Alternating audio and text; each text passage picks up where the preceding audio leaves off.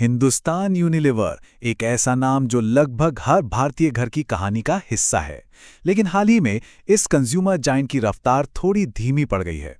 तो आज हम HUL के लेटेस्ट क्वार्टरली नतीजों की तह तक जाएंगे, ये समझने के लिए कि इन नंबर्स के पीछे की असली कहानी क्या है। यही तो सबसे बड़ा सवाल है ना?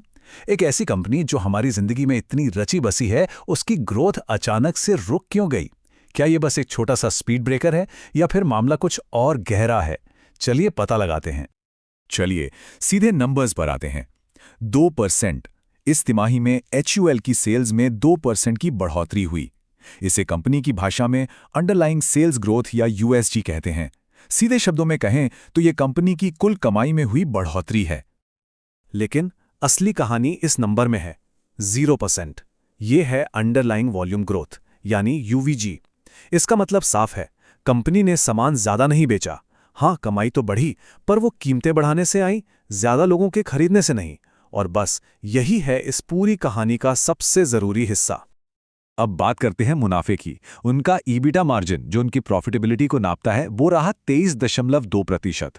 ये पिछले साल के मुकाबले थोड़ा सा कम है, जो ये बताता है कि कंपनी अपने आने वाले कल की ग्रोथ के लिए एडवर्टाइजिंग और इनोवेशन जैसी चीजों पर ज्यादा पैसा लगा रही है। तो आज हम 5 जरूरी हिस्सों पर नजर डालेंगे। पहले तो इस क्वार्टर के खास नंबर्स, फिर इस सुस्ती के पीछे की वजह, HUL के अलग अलग सेगमेंट्स ने कैसा परफॉर्म किया, आगे के लिए मैनेजमेंट का क्या प्लान है, और आखिर में इन्वेस्टर्स के लिए इसका क्या मतलब है।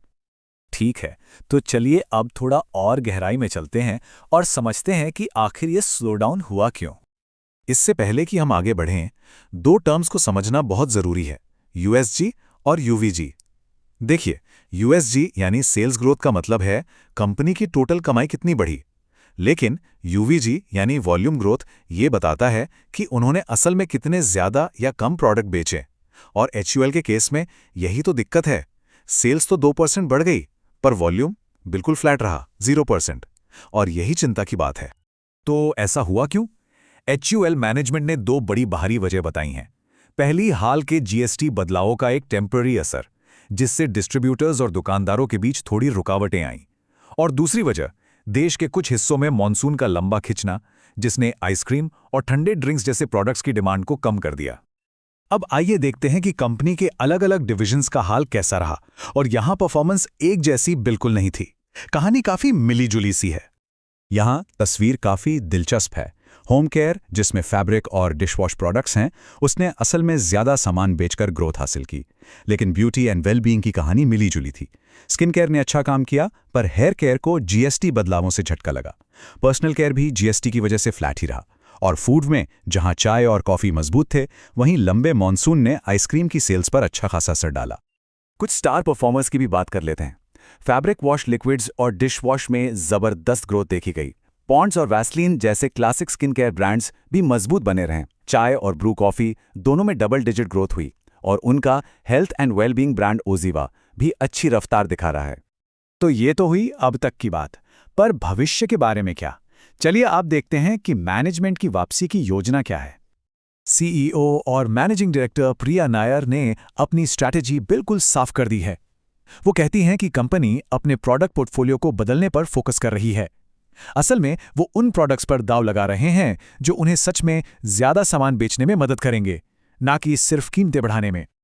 तो ये बदलाव कैसा दिखेगा? ये एक 4 पॉइंट प्लान पर आधारित है। पहला, डेटा का इस्तेमाल करके ये समझना कि अलग अलग कस्टमर ग्रुप्स की ज़रूरतें क्या हैं। दूसरा, अपने कोर ब्रांड्स को नई पैकेजिंग और बेहतर फॉर्मुलेशंस के साथ नया रूप देना। तीसरा, डिजिटल मार्केटिंग और ई-कॉमर्स में भारी निवेश करना। और आखिर में हेल्थ और वेलनेस जैसे हाई ग्रोथ वाले एरिया पर अपने रिसोर्सेज को फोकस करना। और अंत में उन लोगों के लिए एक जरूरी अपडेट जो कंपनी में निवेशक हैं। इन चुनौतियों के बावजूद बोर्ड ने एक मजबूत बयान दिया है। उन्होंने शेयर धारकों के लिए हर शेयर पर 19 रुपए के अंतरिम डिविडेंड की घोषणा की है। ये एक साफ संकेत है कि उन्हें कंपनी के लॉन्ग टर्म भविष्य पर पूरा भरोसा है। तो ये सब हमें वापस उसी बड़े सवाल पर ले आता है, क्या मैनेजमेंट की ये नई फोकस्ड स्ट्रैटेजी हिंदुस्तान यूनिलीवर को हाई ग्रोथ की पटरी पर वापस लाने के लिए काफ़ी होगी? इसका जवाब तो सिर्फ वक्त ही बताएगा। अगर आपको ये गहरा विश्लेषण काम का लगा तो इसी तरह के और भी एनालिसिस के लिए सब्सक्राइब करना ना भूलें।